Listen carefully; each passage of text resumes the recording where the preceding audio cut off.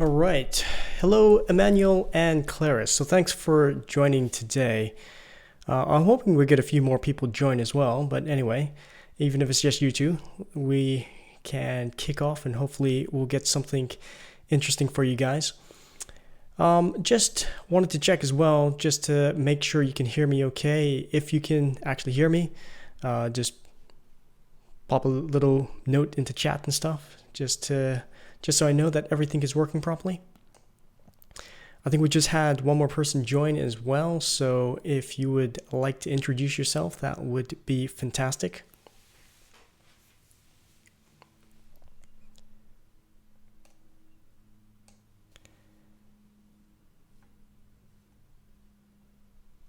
Okay. All right, fantastic. You can hear me. We got a few people here. And yeah, so today's kind of topic is some of the underrated features in R. And I'm actually going to be giving a talk in a couple weeks' time at UCL. So I thought it would be kind of useful to maybe run through a few things that I'm hoping to cover off. And yeah, hopefully, and it'll be great to get your feedback as well. And yeah, see if you kind of find these things sort of useful. All right. So there's really a couple of things that I think that quite don't really get used as much as they really should do, or there's just not a lot of awareness about a couple of things that I think are very, very useful actually. So if you're in data science, I think a lot of times these days there's a lot of emphasis on machine learning. So, and it's absolutely incredible technology. It obviously does a lot of great stuff. But it's interesting actually because sometimes I talk to various data scientists and hear about some of the different types of problems they're working on. And sometimes using a slightly different solution to the problems that they're trying to solve could actually make things work a lot easier.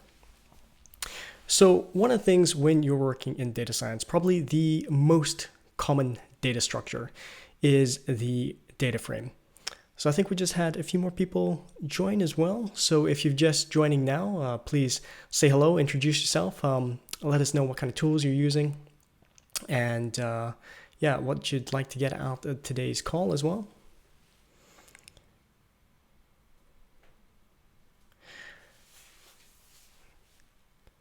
Okay. Gislian, hello. Hopefully I'm getting your names right here. And cool, lots of data science enthusiasts, which is fantastic. It is such a fun, interesting kind of area to be in, actually. So, cool. Anyway, I was saying before, so probably one of the most common data structures is basically the data frame, right? Because that's what everybody is basically used to. We pull data out of, say, SQL databases, out of Excel spreadsheets. And so everybody is very, very familiar with this kind of very kind of table-like format. Even if you are doing any kind of machine learning or anything like that, basically you are converting it to some sort of data frame in order to work with. But as it turns out, there are some other very interesting data structures as well. And probably the most interesting one is the graph network. So I'm not too sure if any of you guys have seen this presentation that I've given before. So this was a presentation I gave at a conference last year. And this was based on some of the work I was doing with utilizing graph network analysis. So if you've used graph network analysis before, just give a little shout, let me know. If you're not sure what it is as well, also let me know, just pop a little note in there. I think it's something that is definitely very, very kind of useful, right? So yeah, I'm actually based in London, so it's great to see you've got people from different places like Rio in France. Okay. Yeah. So graph analysis is really interesting actually, because with a traditional data frame type structure, you have once you get everything into a tidy data format, then you have a record for each item. And usually what you're doing is you're doing some sort of aggregation across the different columns, right?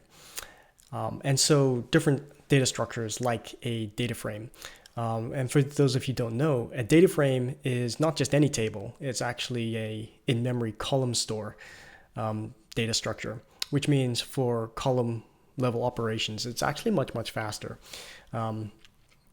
This is actually effectively the same type of data structure that you'd get using something like Spark or Power Pivot or something like that. But basically, it's a very fast data structure. But one of the things that it's not really so good at is traversing various different relationships.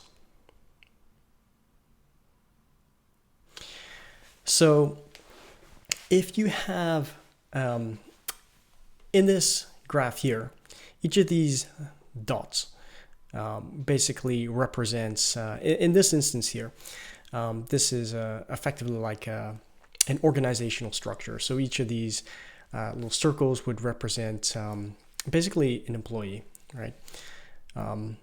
And this is kind of based on some of the some work I've done. We've all got Star Wars characters in here, but each of these lines is a relationship between various employees. So in your traditional sort of organizational hierarchy, you've got managers and employees, and those employees might be managers of other employees, and so you've got this kind of natural kind of hierarchy. Now you could form all kinds of different types of relationships within an organization. For example, you could have multiple people working on various projects and different things like that. And being able to traverse again across kind of multiple employee relationships, or multiple relationships for that matter, can be really, really quite useful. Let me just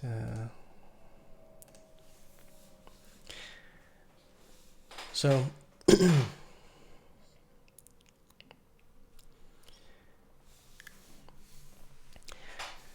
so this allows us to kind of visualize our data in kind of different ways. This is being able to group employees up by by different categories and stuff like that. That's what the color coding is basically here. You can zoom in and different things like that, which all looks kind of pretty and cool. But the real benefit though is that, say you're working with something like a data frame, SQL database and stuff, relationships between different records are basically done through joins, right? So everybody know what a join is. I'm assuming you do. I mean, you guys using R or Python and stuff already. So if you worked with databases, you'll know what a join is. And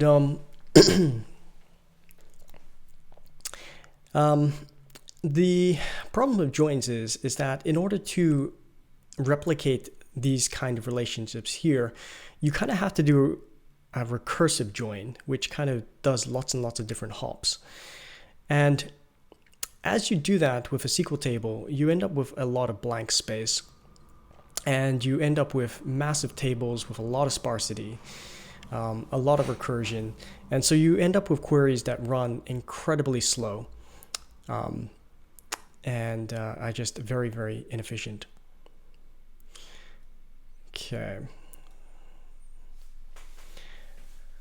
So this is another little slide here. This is showing basically employee clusters and employees clustered up into different groupings. And so this is showing a very kind of large organizational structure. And then the relationships between these different nodes in this structure here.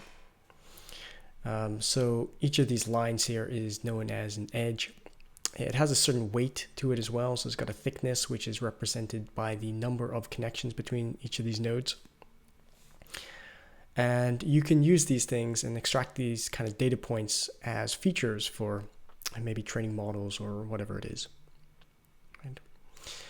Now, let me give you a few other examples of other things that you can kind of do with this. So this is kind of some of the work that I was doing with graphs. Now, yeah, coming back to this kind of employee example again. Say we have a query like this.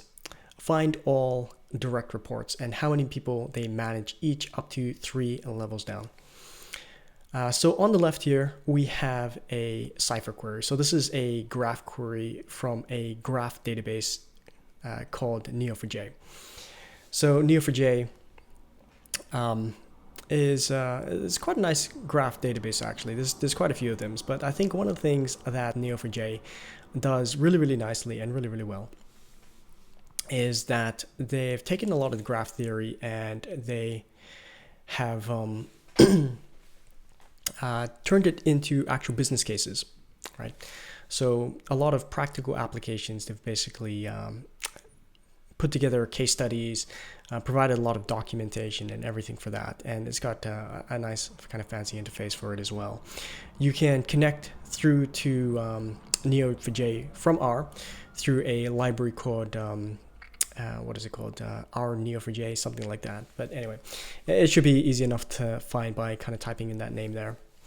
And there's also some libraries as well inside of R, namely iGraph and tidygraph, which are also very useful for working with graph-based data, even if you don't have access to Neo4j either.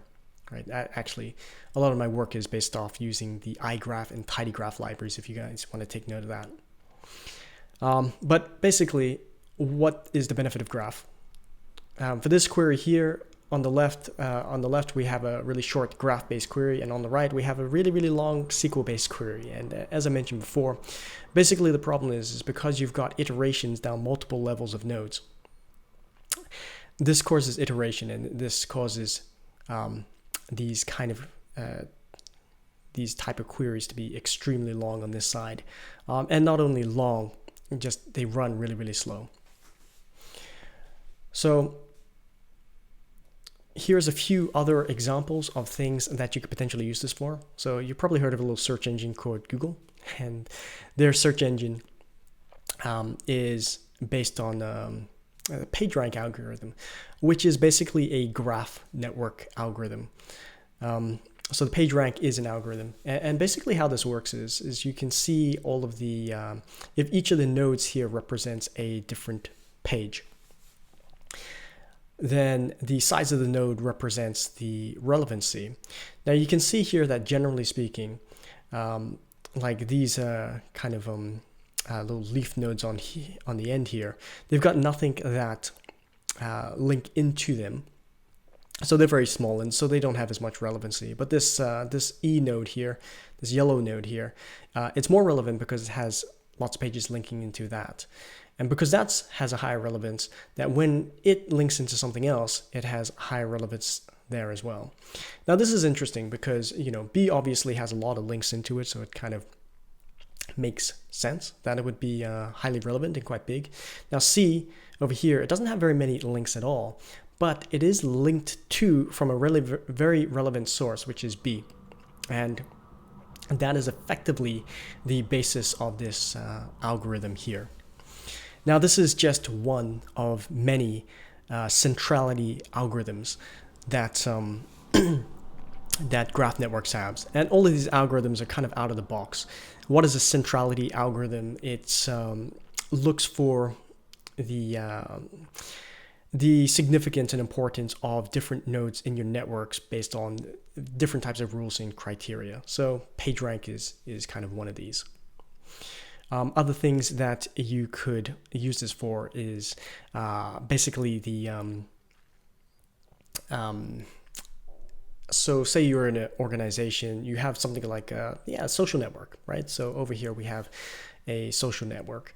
Now in a social network, there are certain bridge builders, right? So there's certain people that connect to other people. There's certain people which connect, like sort of one network to a kind of another network. And some of those people might have a very high centrality score. So, different things that you could look at that. So if you target some of these people, then, they might have the most influence, something like that. Other things you can use it for are things like route finding. So this is kind of your shortest path kind of based algorithms. These are basically graph-based algorithms.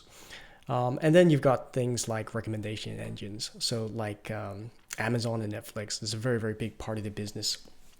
So here we have these are effectively movie recommendations over here. If one person likes these 4 movies over here, and this person likes these movies over here,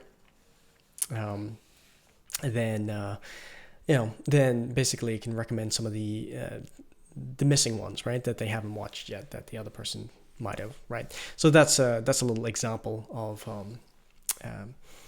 kind of recommendation based algorithm. So lots of different things, which are just the neat thing about this is that they, for certain types of problems like the ones I've kind of discussed here, they just work so much better than using a table. And so this is why I think that graphs are really one of the most underrated technologies that, basically in data, right? So it's now it's not for everything, and it's not going to fit to kind of every type of problem.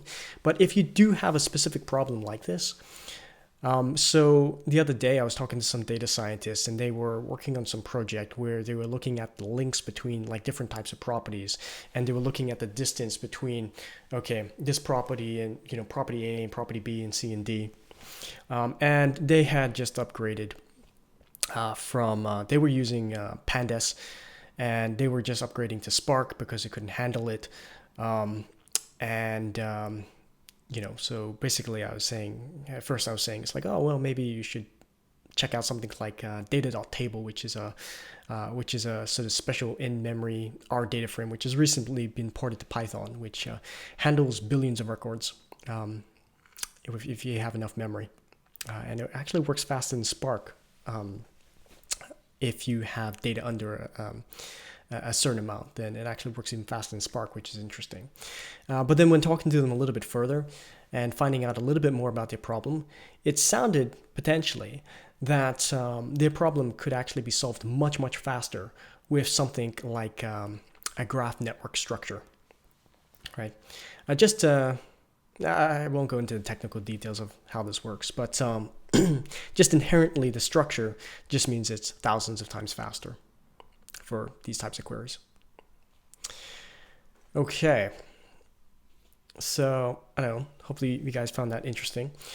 I do have a couple of examples that I put together. So these are R-based examples with like just little code snippets that you can download at this site here. If you want to take a note of that, you can download some of those.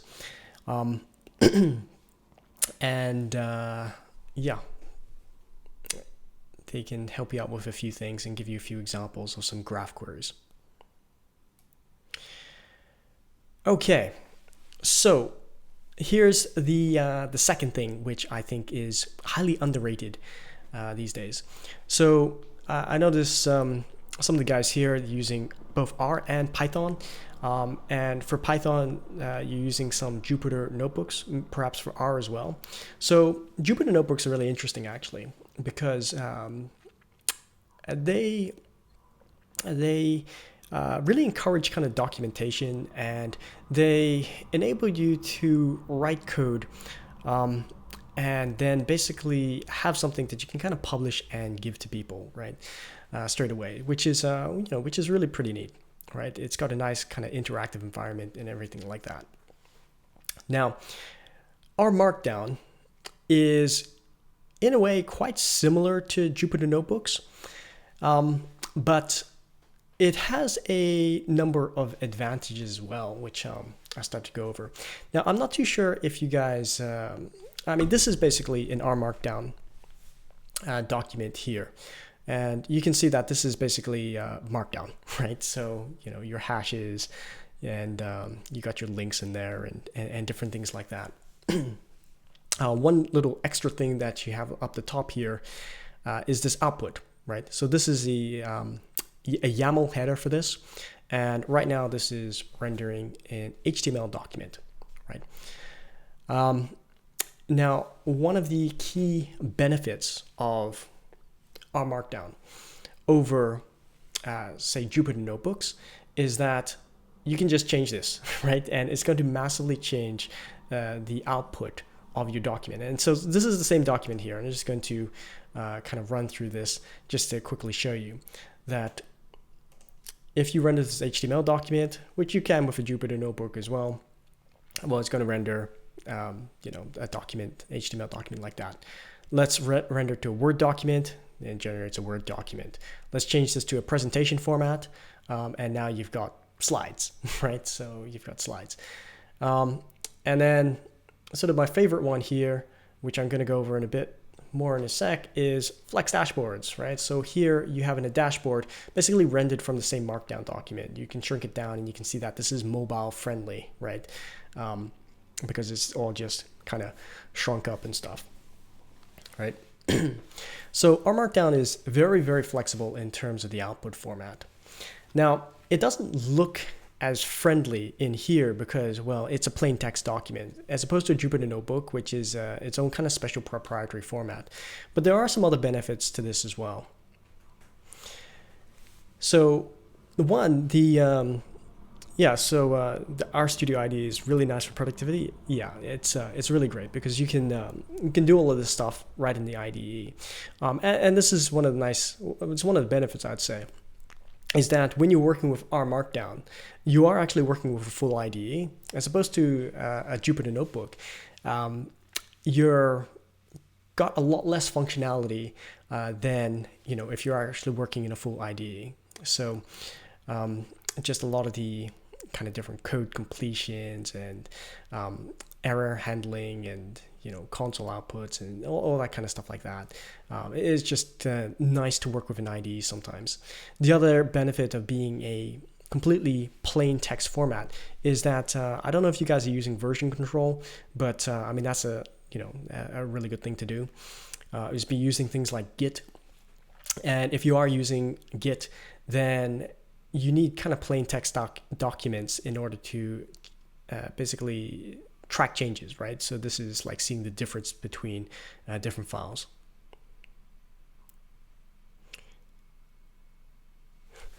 So what's this? So someone almost started a war on Twitter by saying that RStudio was the best Python IDE thanks to the Reticulate package.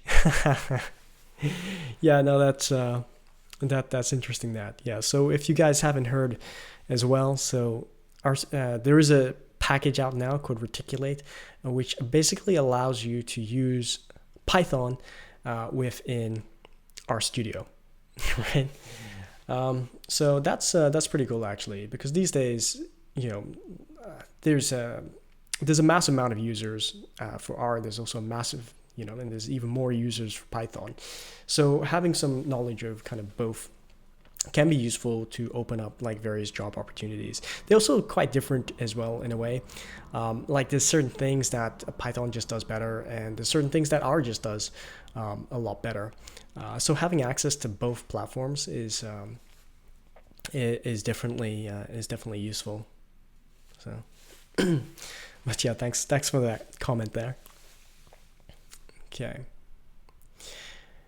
Okay, so this is R Markdown. And so one of the other kind of benefits of R Markdown is that it can be merged with Shiny. Now, I don't know if you guys already know what Shiny is, but Shiny is basically R's kind of a really quick and easy way for building web applications, right? So, I think there's so many times where I've seen people comment things like, oh, well, Python has got Flask and Django. I'm not sure R can even build a web app. Well, actually, it can. It can do it a lot faster and easier than using Flask and Django. Now, I mean, obviously, it's different, right? So you're not going to get a job as a web developer using something like Shiny. But if your primary job is a data scientist, a data analyst, or something like that, and you're working with data, and you want to get out something without having to go back to the IT department or write a massive amount of HTML and JavaScript, which will take a lot longer to do. There's a lot of kind of, I don't know how many people, if anybody here has any kind of web development experience, but these days you have to learn new concepts like asynchronous programming and all this kind of stuff like that, which just makes it a kind of lot more difficult. So I think on the whole, I think Shiny definitely makes it probably 10 times easier to build an application, a web application in R than compared to going the kind of Flask Django kind of route, right? Now, the one thing that I think is actually better than Shiny is combining it with R Markdown, right? So it's interesting in a way. So Shiny actually works without R Markdown. So it uses a bunch of Shiny functions in order to basically lay out your document. So they have equivalent layout controls to your kind of rows and columns and stuff like that that you would in HTML, right? But as you've seen from this right here, this renders a dashboard for you without having to do very much at all. There's zero functions in here, right? And it's well, I guess besides that plot, there's 0 functions in here, and this has handled all of the layout right here. So I'll give you guys another little example of this. So let's go up RStudio over here. I'm just going to start a new document.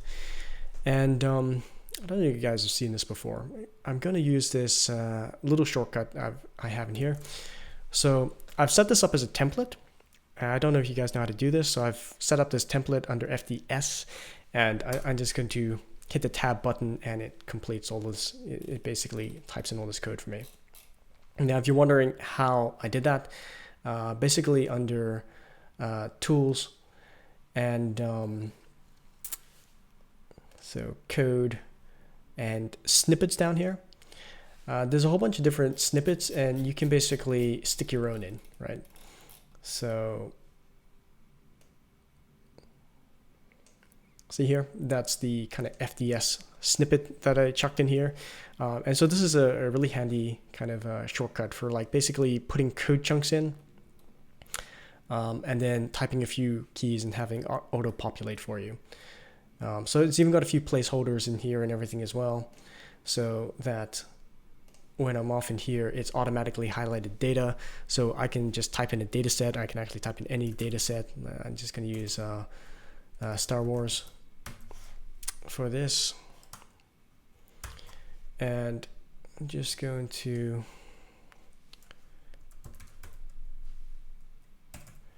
save this as demo.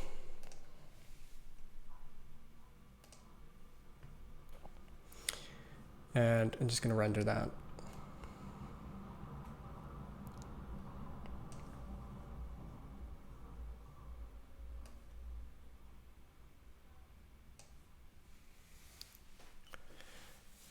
Okay. Cool. So this is basically a kind of pre-canned dashboard that I built, and you guys, if you haven't already, you can download the code for this as well. So, I mean, this is at my website, www.datastrategywithjonathan.com. If you go to the courses, there's like a free course in there, which is called Flex Dashboard Template, and you can download a copy of this code along with a few more instructions about it. But this is basically got a few nifty things in here that you can kind of use. Like for instance, it's auto-populated these drop-downs based on my data frame.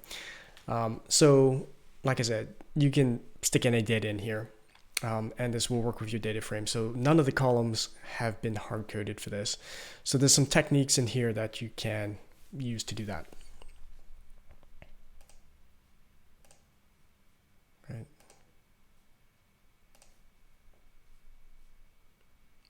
Okay. And so all of this is, again, this is using a Flex dashboard. So I'm a huge fan of Flex dashboards because when you're working in organizations sometimes, it's great to have Shiny. Like I love Shiny. I think it's fantastic. But sometimes, a lot of times, you sometimes find maybe you're moving into a new client or you're working with a client and you maybe you can't get the data offsite, right? So for instance, I had a question before about hosting Shiny applications. Now, there's, like RStudio, they've got their own product, shinyapps.io, which is one way of hosting your applications. But sometimes if you're working with a client and and you're not allowed to get the data off site, then that may not be an option. So sometimes you might have to set up your own servers on site. And for that, you've got, there's two main options really. So there's the free option, which is Shiny Server, which is an open source product by RStudio.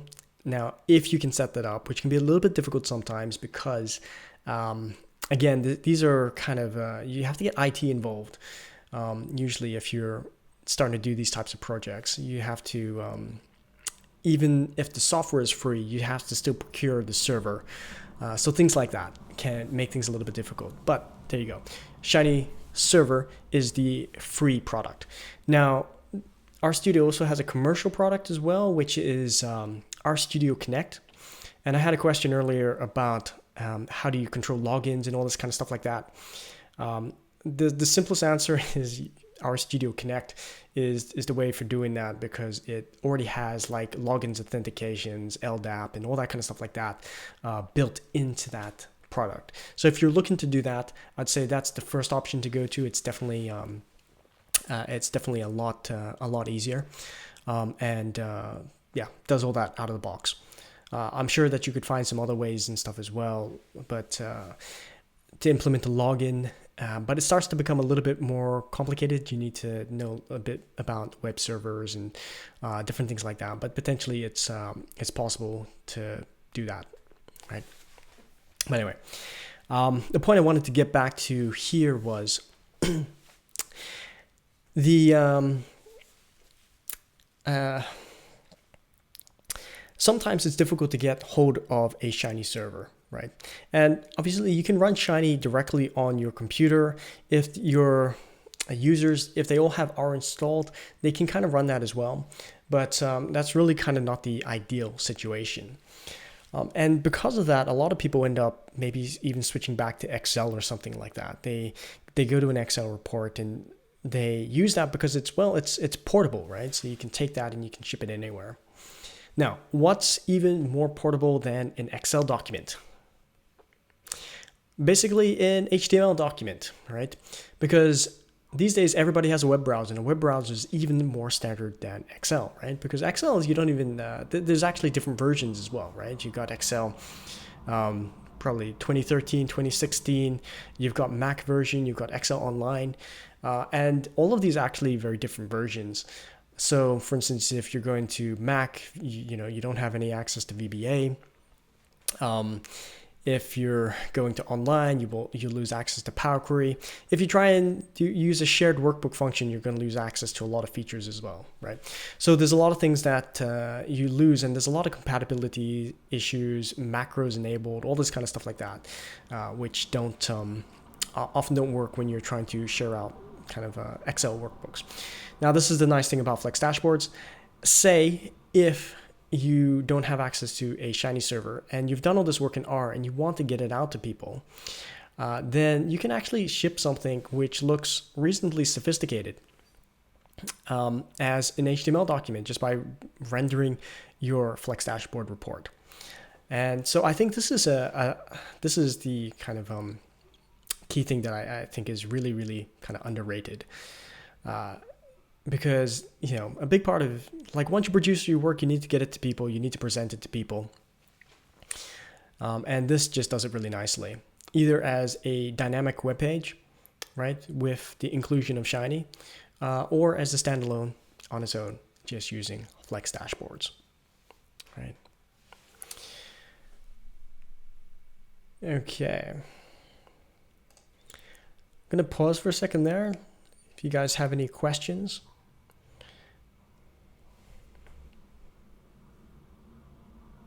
Cool. Good to see. So yeah, Flex dashboards are awesome. Now let me just point out a couple of other things in here as well. Now, let's say that you have a Flex dashboard, and this is a nice way of getting stuff out to people. But say they still want an Excel file. Now, generally speaking, I'm relatively reluctant to produce an Excel file for a client, especially if it needs some additional work in formatting and different things like that. And there are definitely smarter ways of doing this, but the most ideal way is to not produce it at all, just because that saves a lot of work. Like, let's say if you've done all of your analysis in, say, something like R or Python, is you have more access to advanced visualizations, right? So I haven't really used many, any advanced visualizations here. Well, but like you've seen stuff like the graph network analysis and stuff like that earlier on, that you can see that you can have access to some very more sophisticated libraries and visualizations and all that sort of thing. And you can basically just embed them into a Flex dashboard, which you wouldn't be able to embed into something like an Excel document. But sometimes people still want the Excel file because they want access to the data, basically, so that they can do their own thing. Now, so what I would probably do is I would take the Flex dashboard and I'd send it to people and basically say, look, if you really want the Excel file, then click the kind of the Excel button here. And this is basically just going to download the data extract for this so they can do their own pivot tables and that sort of thing. But it avoids you having to recreate any of the charts in Excel itself, because all of that starts to become a lot more work, right? Now, if you do end up in the position where you do end up having to create all these different Excel charts and all this kind of stuff like that, I do actually have I got a course on that as well, actually, using something known as Power Query. Now, I don't know if you guys have used any Power Query before, but basically between, like, if I need to use Excel for anything at all, or if I'm training like non-technical users, because this is the other thing. When you're working with people, sometimes they're not going to get R. They won't want to use R. They don't work with data often enough to really be able to get into R. Then, maybe for them, Excel still kind of makes sense, but you want them to be able to do that in the best way possible. And the best way, I think, for doing that is something called Power Query. Right. So I got a few videos on that somewhere and stuff as well. But basically, one of the things with R is that it decouples the logic from the data, and it has all the steps in place that will basically reproduce the results. And that's effectively what Power Query does. And it actually works faster and better than VBA without any code, right? So another benefit to it there. But anyway, you can provide these buttons. Just have a look through this kind of code when you download it. This is basically using this function called, this library called data table, or DT. This is a nice thing about R as well. It's got a ton of wrappers to all these kind of cool JavaScript libraries. So you don't have to type very much in order to kind of use all these, right? Usually if you're going to the JavaScript, it's a much more verbose to be able to kind of do all these kinds of things. Now, I mean, actually this could work with just like a single line of code, but this particular example has got all these kind of extra things in here that, provides like all the different buttons, because you might know what the button options are. So it's kind of got these things in here. And it's got these kind of options in here, and that's basically you probably wouldn't know that -1 is all, but that's how you effectively get a download all button, because if you download these by default, then they're going to return this number of records, right? So this is effectively your download all kind of option. All right.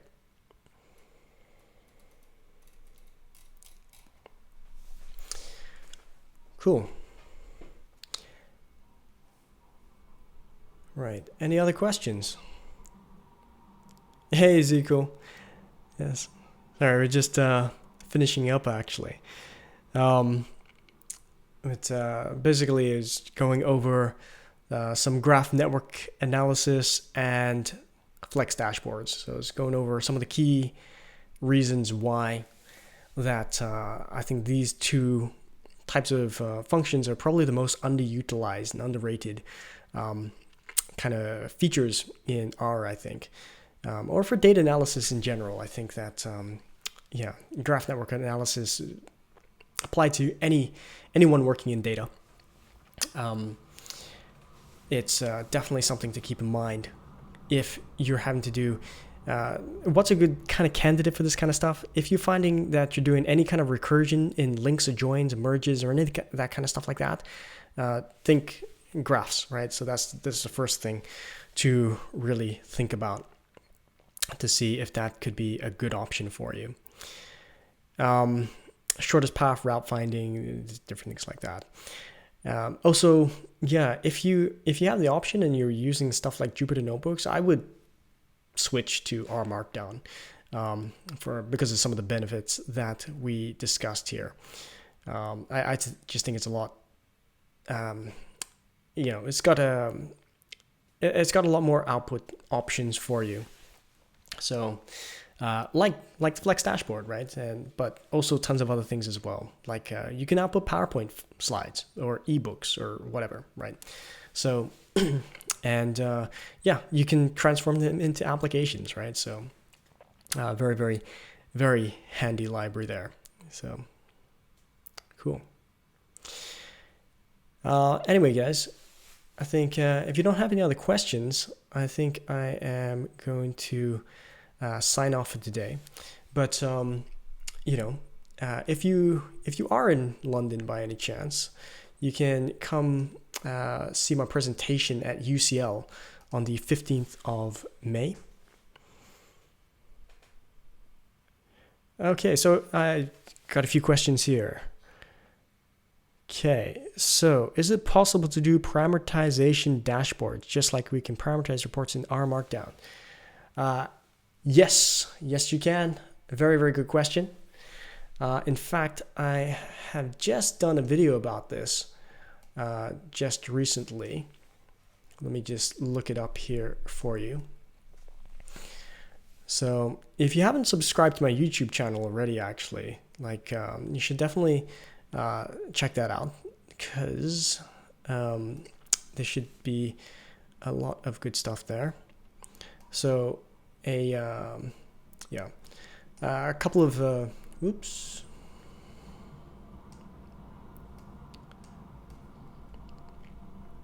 Okay. This video right here, automatic reporting.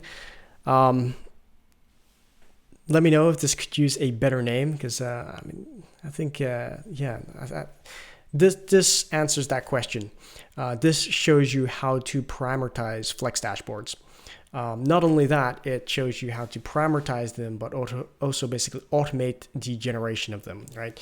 So this is how to use the to parameterize document and then use a map function to generate lots and lots of different versions of your report. So a really, really good offline option. I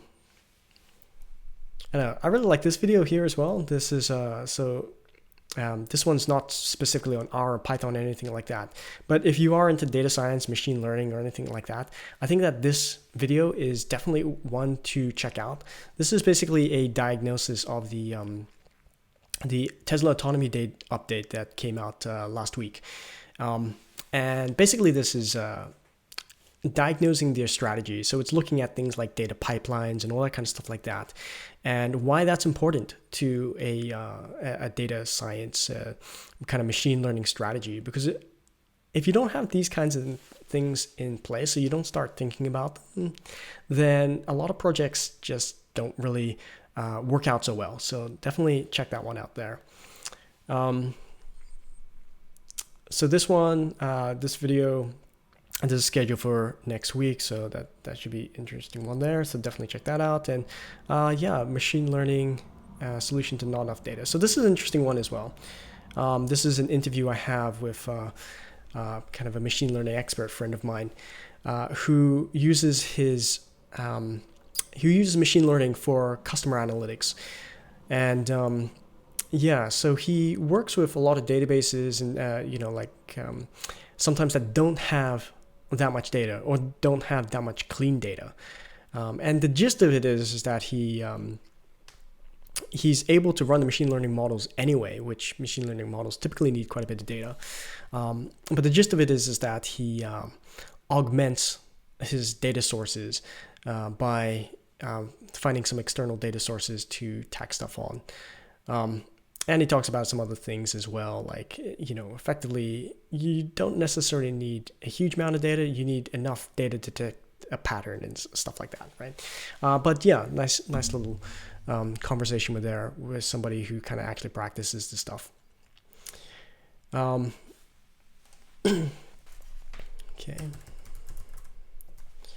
Yeah, of course, there's also my website as well.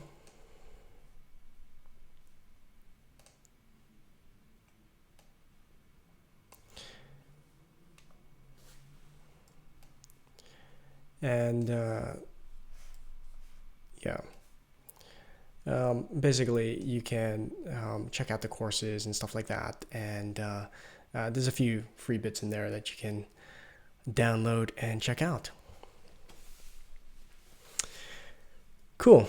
Anyways, any other questions before I get going?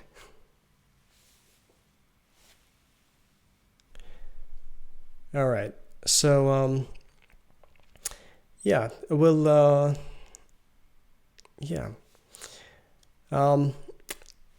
if you guys do have any other questions, feel free to get in touch. You can post questions on like the different YouTube videos, or just get in touch with me on my website and stuff like that. Always happy to chat and stuff as well. So, yeah. Cool. We'll catch you guys later. Have a good evening, and thanks for joining.